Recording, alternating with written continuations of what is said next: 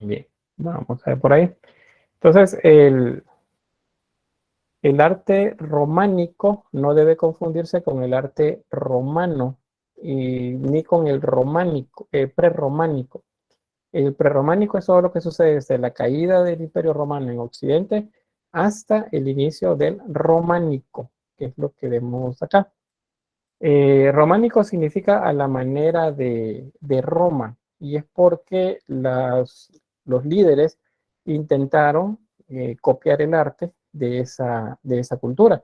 Intentaron revitalizar el arte que Roma había realizado en su momento. Entonces, se va a entender por arte románico a toda la producción artística que se genera entre los siglos XI y el siglo XII principalmente. Depende de la región, puede durar un siglo más, y les hablo específicamente de la actual España. España, después de la conquista de los musulmanes del territorio, va a ser un tanto diferente del resto de Europa. Va a tener como una variante prácticamente en todo. Si vemos el Renacimiento español es un tanto diferente. El barroco es igual, es muy diferente al resto de Europa. Y luego el español va a coincidir justamente la última etapa del Renacimiento, que es el manierismo, el barroco, el neoclásico, con la conquista en América. Y entonces, todo el proceso de colonización, lo que llamamos arte colonial, tiene que ver con la última etapa del Renacimiento, que es manierismo, el barroco y el neoclásico. Ya cuando entramos a romanticismo y realismo es el momento en el que se comienzan a desarrollar las gestas de independencia en América. Entonces viene la independencia de las potencias colonialistas de Europa. Entonces eso es lo que debe de interesarnos de este momento que vamos a ver, porque la iconografía es acá donde se enriquece. Eh, los siglos estos van a ser muy importantes también porque hay un reacomodo dentro de la iglesia, luego del periodo, es más bien parte del periodo posterior al momento en que el cristianismo se parte en dos y tenemos la vertiente cristiana católica hacia el occidente y la cristiana ortodoxa hacia el oriente, que es el antiguo Bizancio. Entonces se separan por completo. Eso es el llamado cisma de la iglesia cristiana. Es la primera vez que se separa.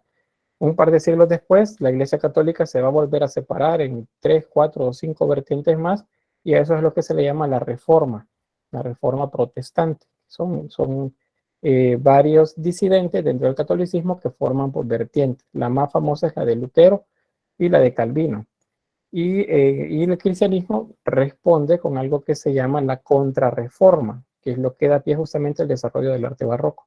Entonces es bien importante justo este momento que vamos a ver qué influencias tiene en cuanto al desarrollo en general del arte, pues Roma como tal, un tanto del prerrománico también, especialmente en la zona central de Francia, de la actual Francia y España. Va a haber mucha influencia de los pueblos visigodos, mozárabes, de los lombardos y de otros pueblos de los que fueron invasores o bárbaros en el momento del prerrománico. Entonces, un tanto del árabe también, especialmente en España y un poco en Italia también, vamos a ver eso por ahí. También con el paso del siglo del 11 al 12, vamos a ver cómo el estilo se vuelve ya más común para toda Europa. Y la iconografía, pues, es algo que va a ser común también en la mayor parte de los países del occidente europeo. El contexto de este momento es la denominada Baja Edad Media. Esto es diferente a la Alta Edad Media. En la Alta Edad Media, acuérdense, hay crisis agraria, hay ruralización porque se abandonan las ciudades, dado que son los lugares que más tierras tienen. Aumentan los núcleos poblacionales pequeños, son pequeñas aldeas, villas por todos lados. Comienza a formarse también algunos tipos de gobierno en diferentes lugares y eso madura cuando llegamos a la Baja Edad Media. Acá hay un aumento del poder real, o sea, aquellos pequeños líderes que habían ahora comienzan a generar alianzas y a volverse más poderosos a razón de la cantidad de territorio que ahora gobierna. Aparte de eso, junto a ellos establecen algo que se llama parlamento, que es un grupo de gente de la élite siempre, de la aristocracia, que le van a ayudar al rey también a decidir sobre ciertas cosas. Estos parlamentos normalmente también van a ser los que van a limitar un poco también la incidencia de la Iglesia católica, porque la Iglesia católica también va a tener conflictos justo con esto, con el poder real y con el Parlamento. Van a tener ahí fricciones, dado que hay una lucha de poder en ese momento.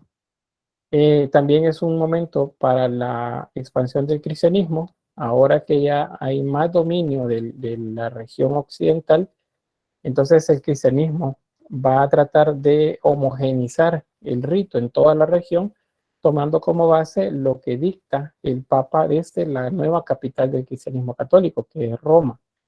Se van a establecer de ahí también la creación de los reinos latinos, que son en la región de Italia, la península itálica, y el centro norte de Europa. Van a aparecer las órdenes militares dentro de la iglesia, esos son soldados, lo que llamamos caballeros, que van a ser como brazos armados para la iglesia católica. Uno de esos brazos armados es el de los caballeros del Templo de Salomón, que es el que se conoce comúnmente como los templarios, son los más famosos de este periodo. Y lo que realizan ellos son las denominadas cruzadas, que son estas expediciones para liberar los lugares considerados santos por el cristianismo.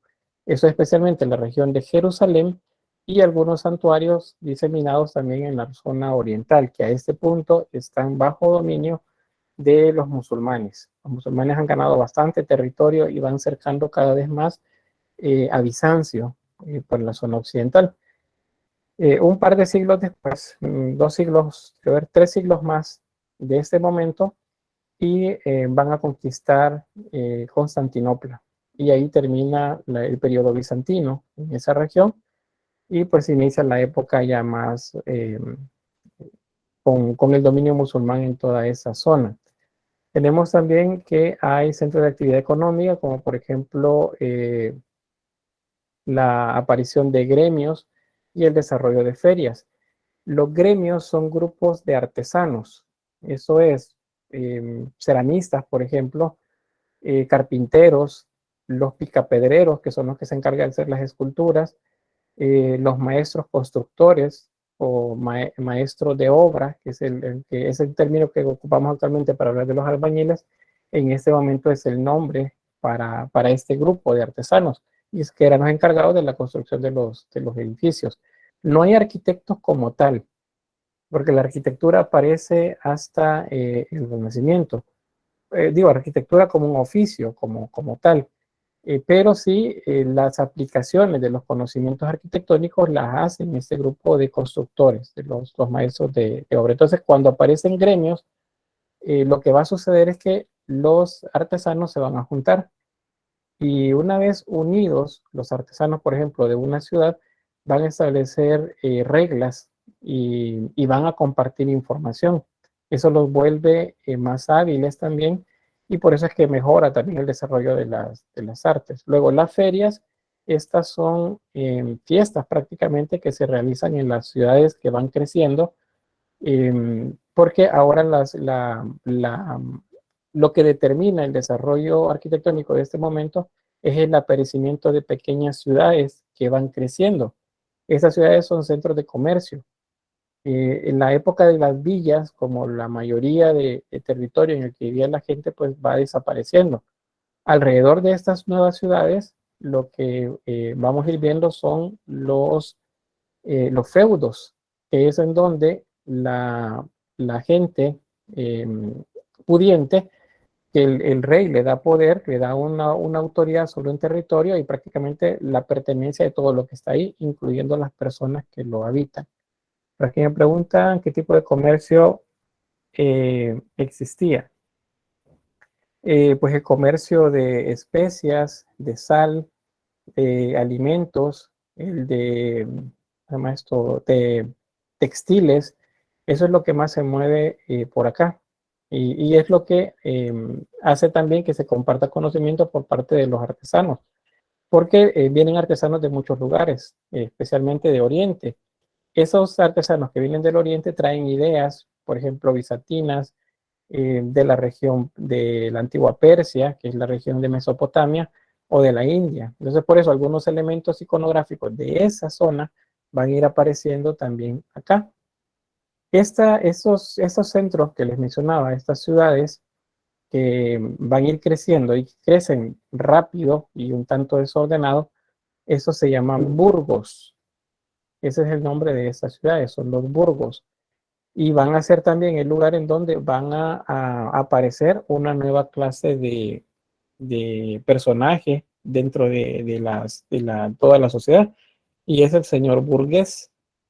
Un burgués es un artesano o un comerciante, o pudo haber sido hasta un campesino, que a base de su trabajo, del comercio, logró tener una cantidad grande de recursos y se volvió, digamos, rico, pero no puede o no lo dejan más bien tener acceso a los privilegios del rey, por ejemplo, del monarca o de la gente que está alrededor de él. O sea, tiene tanto recursos como ellos, pero no lo consideran a él una persona digna, digamos, para estar en esa zona de la pirámide poblacional o social, perdón.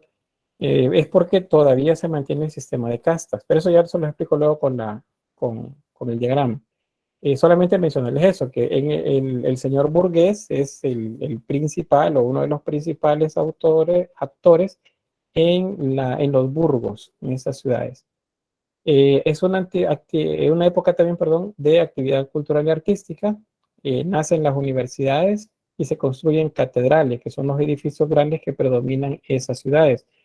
Las universidades no son como actualmente las conocemos, sino que así como se juntaron gremios de artesanos, así hubieron gremios también de gente que sabía de filosofía, o de otras áreas. Y estos comenzaron a establecer junto con la iglesia, porque la iglesia no se despega del control, construyen estos lugares en donde se enseñan artes y se enseñan oficios relativos pues a la manera de gobernar, por ejemplo. Ahí es donde aparecen las universidades.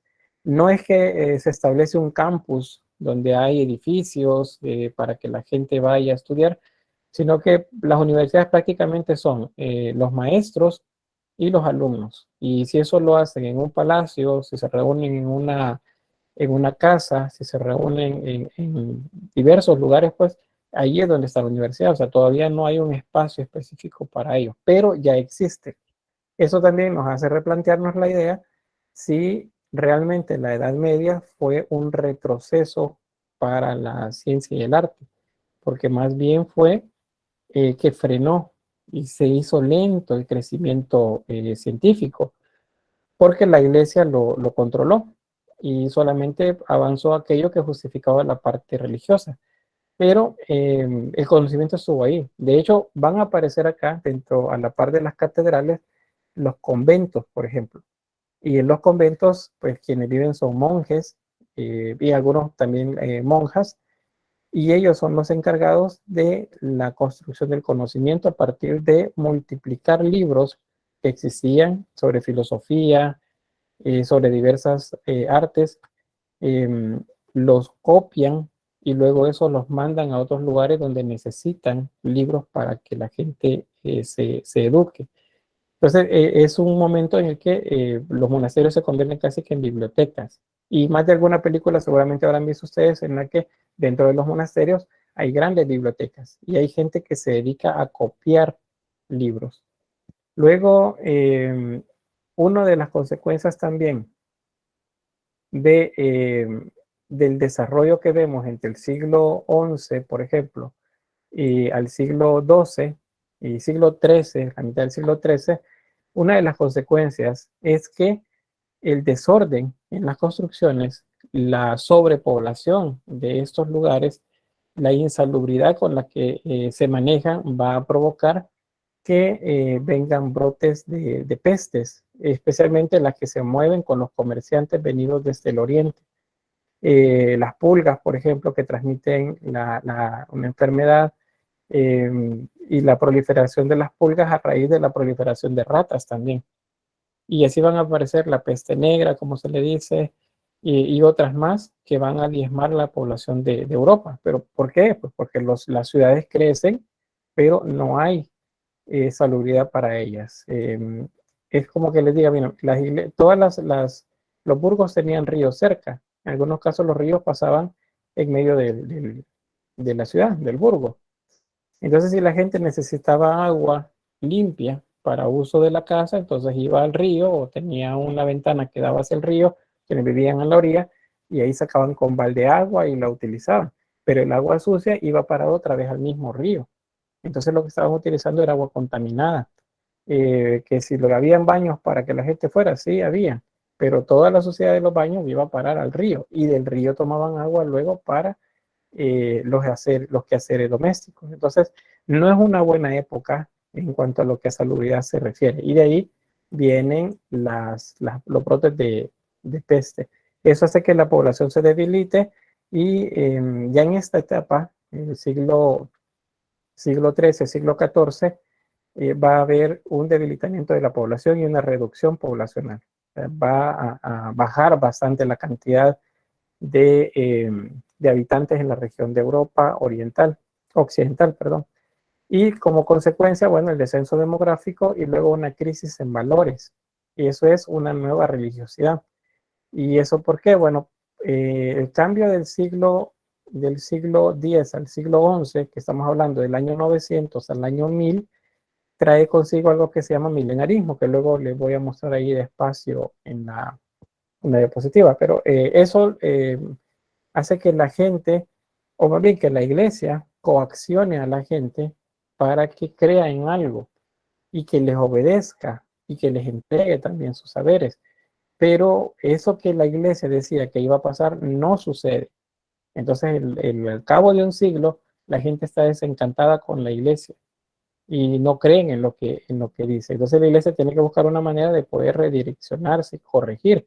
Ahí vienen las que se llaman reformas, de las que vamos a hablar, la reforma gregoriana y la reforma de Cluny, porque hay una crisis en valores y eso permite que se desarrolle también una nueva religiosidad.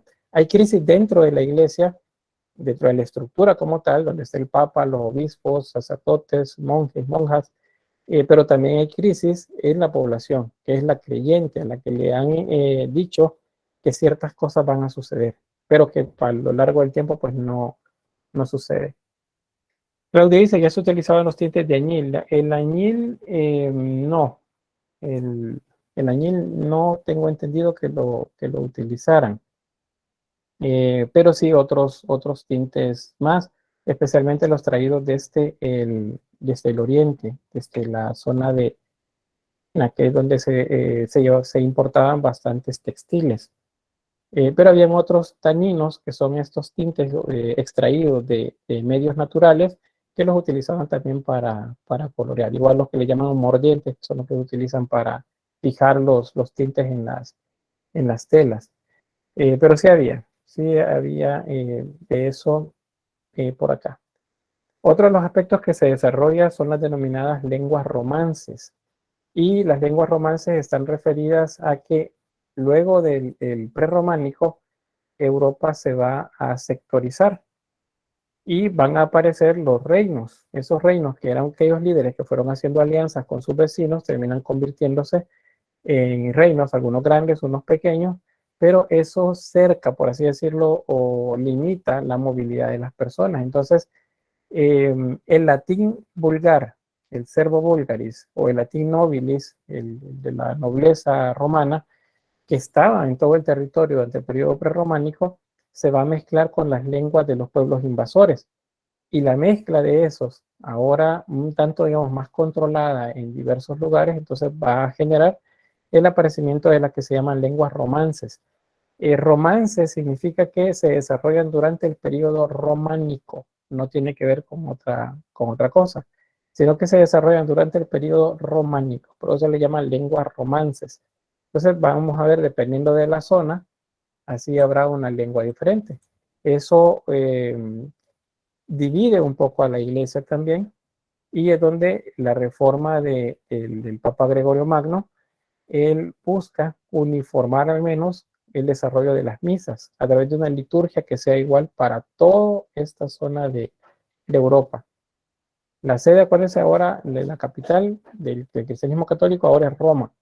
Entonces, toda esta región va a tener como norma la utilización del latín para el desarrollo de la liturgia. Y así otras también, eh, otras normas que se van a ir agregando por ahí. Bien, ese es el dato que les mencionaba y lo van a tener para que lo revisen cuando tengan el material ya disponible en el sistema. Y acá, pues algunas de esas. Solamente en España, por ejemplo, no hay menos de 5 lenguas diferentes que se hablan: el catalán, el aragonés, el extremeño, el castellano, el gallego, el asturiano, el portugués, de hecho, que es una derivación un tanto similar al gallego, y así otras más. Entonces, España, decimos, bueno, en España hablan español. No, solo en unas regiones de España se habla español. En las otras se hablan otras lenguas. Cataluña, por ejemplo, donde está Barcelona, el idioma es el catalán, no es el español. Entonces, España tiene como 5 lenguas diferentes. Eso como para que veamos pues cómo fue el desarrollo de esas lenguas. Luego el francés, el provenzal, el occitano, el sardo, el italiano que se desarrolla en esta región, el rumano, el alemán, el inglés que se desarrolla en la zona de las Bretañas.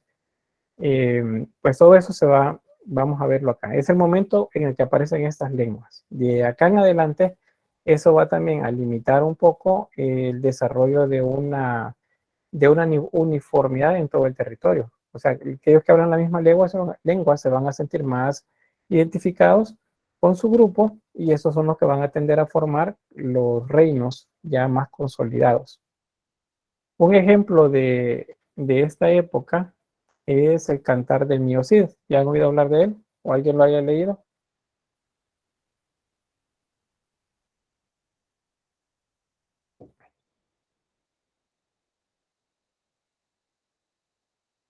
¿No? En primer año de bachillerato, supongo. Sí. Sí, sí, recuerdo haber escuchado de él, pero no recuerdo muy bien si era un poema o qué era un relato, no recuerdo muy bien. Bueno, en algunos títulos aparece como el poema de Mío Cid. De esa manera se describe. Metzi dice es un poema. Eso es lo otro que les voy a mencionar. Acá hay un fragmento. Está escrito en versos. Entonces de ahí que se diga es un poema, es poesía épica, como se le denomina. Este en específico, voy a volver al anterior, en específico esta trata justo del momento en el que vamos a ir entrando acá, que es románico.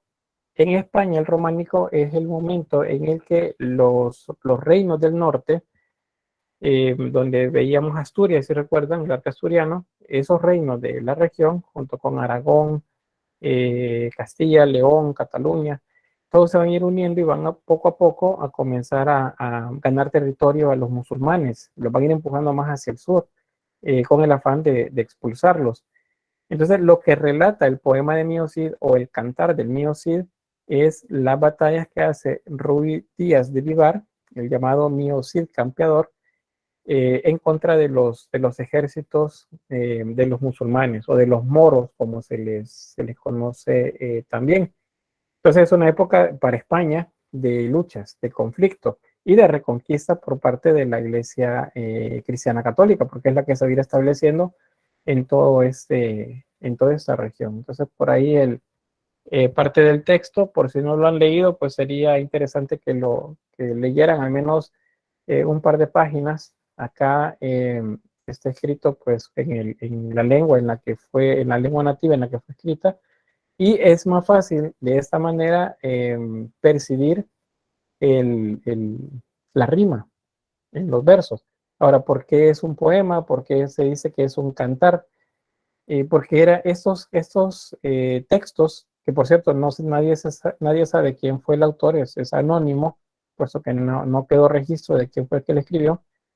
Este servía para hablar acerca o dar publicidad a los héroes. Para ellos eran quienes iban liderando los procesos de expulsión de los musulmanes del territorio español. Entonces, ¿cómo hacían para darse publicidad? Acá tienen que ver lo que se denominan eh, juglares. Un juglar es como me dijera, es una persona que se dedica a cantar. Ese es su oficio. Pero los cantos que hace son cantos en los que relata historias. Entonces, imagínense llegar a uno de esos personajes a una de las villas o a un pequeño burgo, ubicarse en la plaza central y comenzar a tocar un instrumento de cuerda mientras relata a manera de canto o como si fuese una poesía todas las aventuras, en este caso del mío Cid Campeador. Entonces, por eso se dice que es un cantar o un poema, este documento. Y es muy interesante, tanto para ver cómo era la lengua de ese momento, como también las aventuras pues, que se desarrollan de este personaje. Así que se lo recomiendo bastante para que lo vean. Una vez me dijeron que es aburrido el poema. Realmente depende de cómo se vea. Es bastante interesante. Han hecho películas también de este. Hay una serie también infantil que trataba sobre la vida del hijo del niño Cid Campeador. Es bien interesante. Judith dice, creo que hay un género de música española que es así.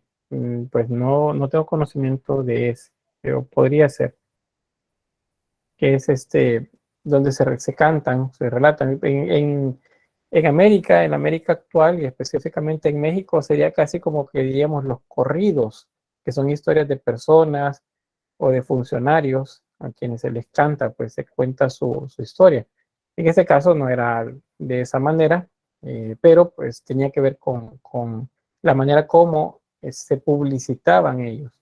Probablemente no hizo la mitad de las aventuras o de las proezas que se decía en el canto, pero servía para que la gente se animara y admirara a esas personas y se inspiraba también en querer apoyar estos gestos de independencia no de independencia, perdón, de reconquista que querían hacer en España. Bien, ¿preguntas?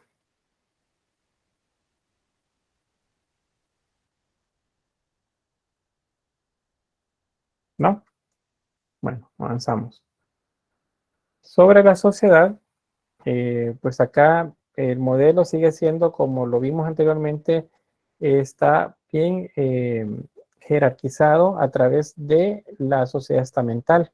Los estamentos, acuérdense que no son clases sociales. Los estamentos son bloques de población que son cerrados, o sea, no se puede entrar o salir de ellos. En caso de salir, no se baja a la categoría inferior, sino que son expulsados completamente, o sea, se mandan a lo que se llama el exilio para que nadie los reciba, que fue lo que sucede, por cierto, con el personaje con el mío Cid Campeador. A él lo expulsan porque alguien confabula contra él y genera información falsa alrededor de él. Y pues el rey se enoja y lo manda al exilio. Y él pues toma su ejército y se va con quienes lo quieren seguir. Entonces, eso es lo que puede suceder. Pero no va a suceder que alguien de la élite privilegiada va a bajar al estamento inferior. Eso no sucede. ¿Qué sí sucede en esto? Es que dentro de la misma casta hay niveles.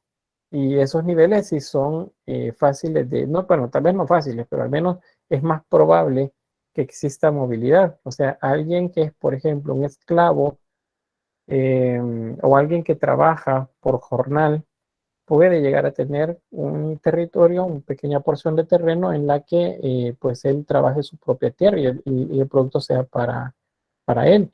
Y puede que si aparte de eso hace comercio y el producto se vende bastante, pues entonces encima de que tiene terreno, puede comenzar a contratar gente y eso va generándole más riqueza, pero no va a subir de acá.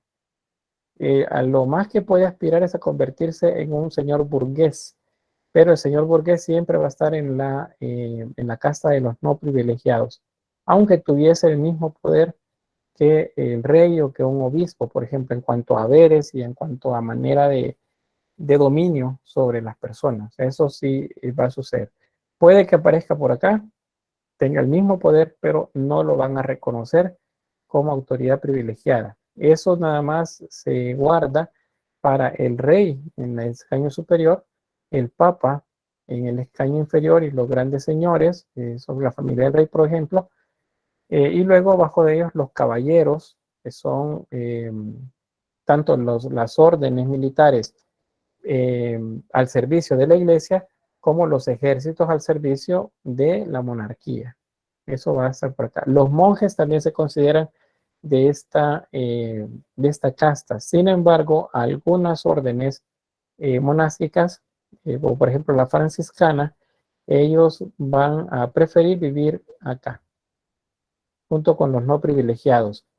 Y hacen votos de pobreza, eso significa que no pueden poseer nada más que lo que andan puesto, pero en las siguientes décadas, después de haberse establecido eso como una norma de vida, el Papa los va a obligar a que acepten bienes, porque para la iglesia no es un ejemplo óptimo para ellos, no es muy recomendable que la gente diga que la pobreza es lo que se debe seguir, dado que la iglesia en este momento está acumulando muchas riquezas y que los obispos o sacerdotes o aún el mismo papa hereda el poder en alguno de sus familiares cercanos, incluyendo hijos, por ejemplo, porque el papa podía tener hijos, los obispos podían tener hijos, los sacerdotes igual.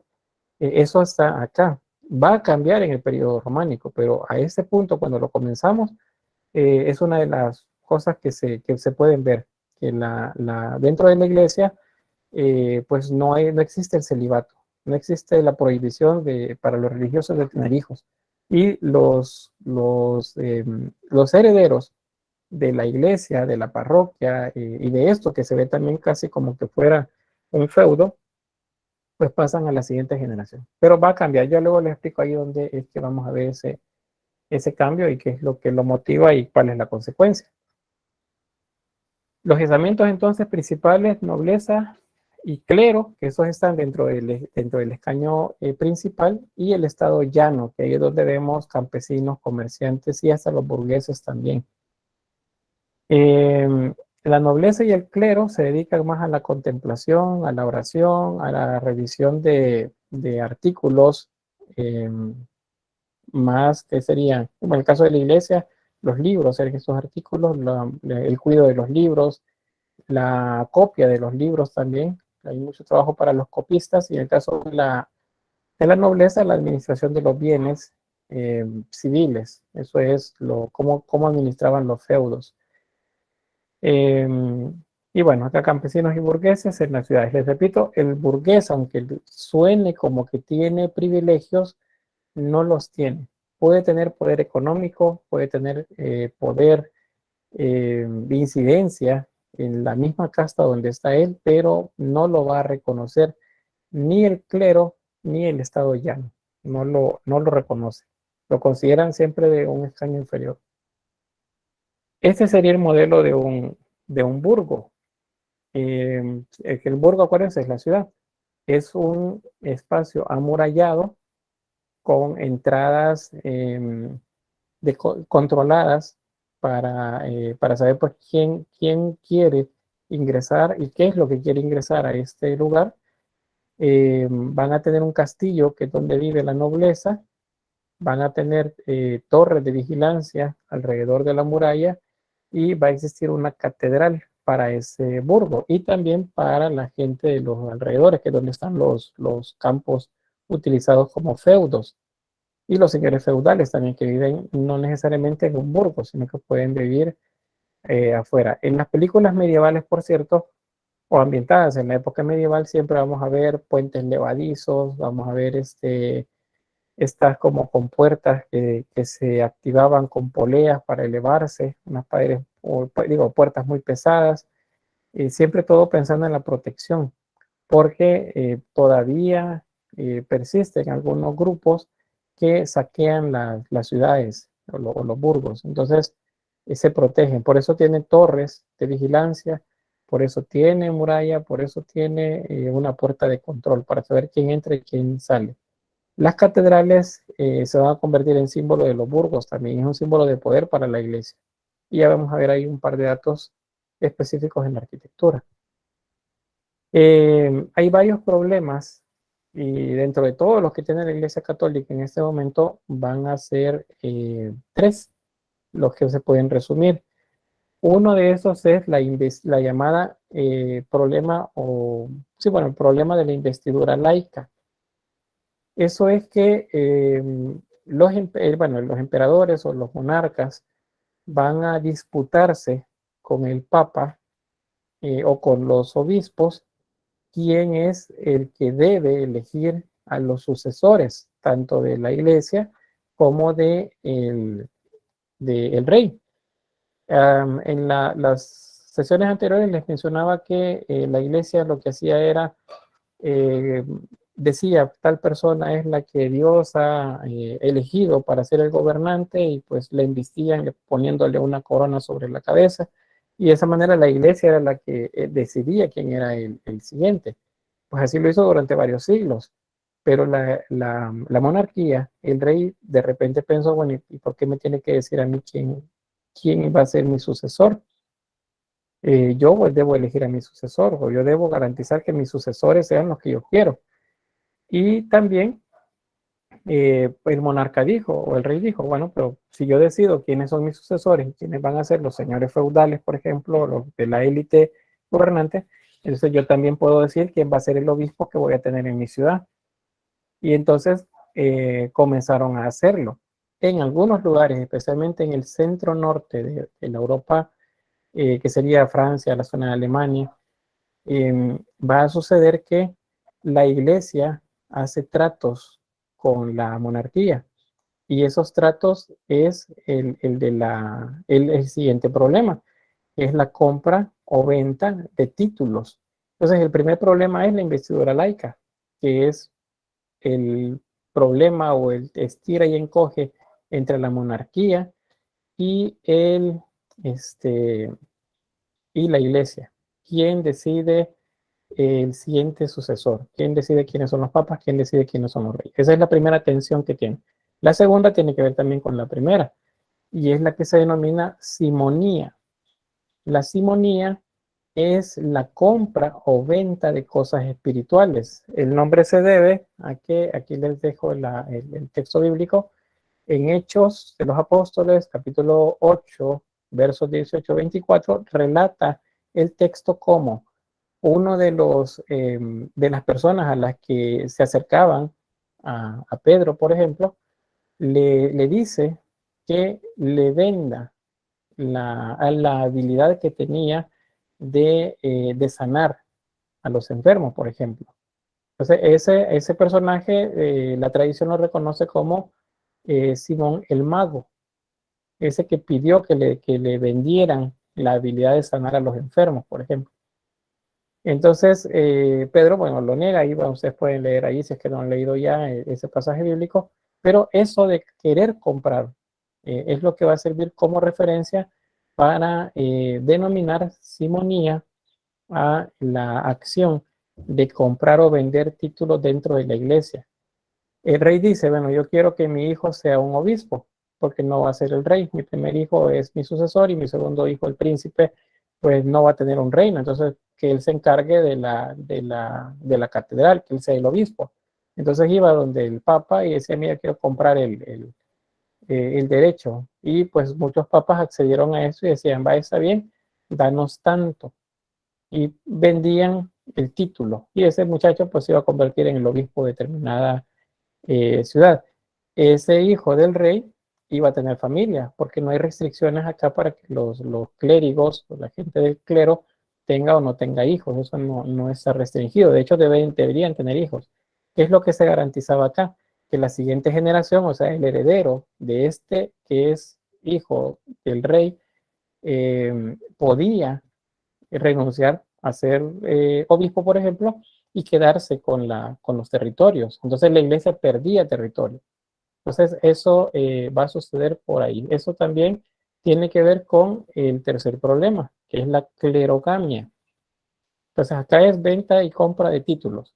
Y la clerogamia tiene que ver con esas herencias que se iban dando a los hijos de los obispos, el sacerdote o el mismo papa, que a sus hijos le iba dando el ser el siguiente papa o alguno de sus miembros de su familia. Y entonces eso pues generaba muchas tensiones dentro de la iglesia.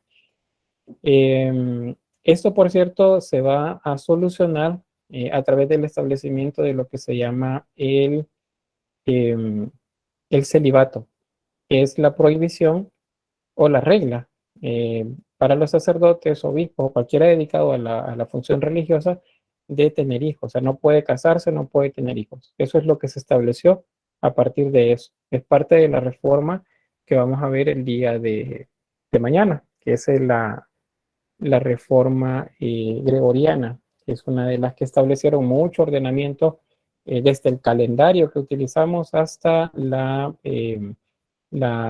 aspectos como la iglesia se iba a relacionar ahora tanto con la monarquía como con el pueblo llano. ¿Preguntas? ¿Estamos bien hasta acá? Sí, licenciado. Bien, Anderson dice, esa idea que por lo general tenemos de los burgueses son gente de privilegios, cosa que se explicó que no es así. ¿Por qué? Es como la idea que tenemos de los... bueno, el término burgués lo que sucede es que en esta época nace y el término sirve para referirse a cualquier persona que vive en el burgo. O sea, cualquiera que vive en el burgo se llama burgués. Pero los que se hicieron famosos, por así decirlo, fueron aquellos burgueses, o sea, aquella gente que vivía en el burgo que tenía mucho dinero. Entonces, en los siglos que siguen, no acá en el periodo románico, sino en gótico y renacimiento, el burgués se va a volver muy poderoso dentro de la iglesia, perdón, dentro de las ciudades, las grandes ciudades, ya no solamente burgos, sino grandes capitales que van a existir durante la época del Renacimiento. Dentro de ellos van a elegirse papas, por ejemplo, los grandes mecenas, que son esos patrocinadores de los artistas, son burgueses, son gente con mucho poder económico y muchos privilegios, pero eso va a ser en los siglos siguientes. Es a partir de esa época en que el término se acuña para nombrar justamente a una persona con muchos privilegios y con mucho poder, tanto económico como político.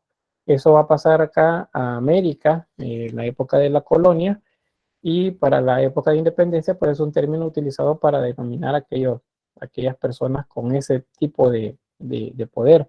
Y ahí queda acuñado el término.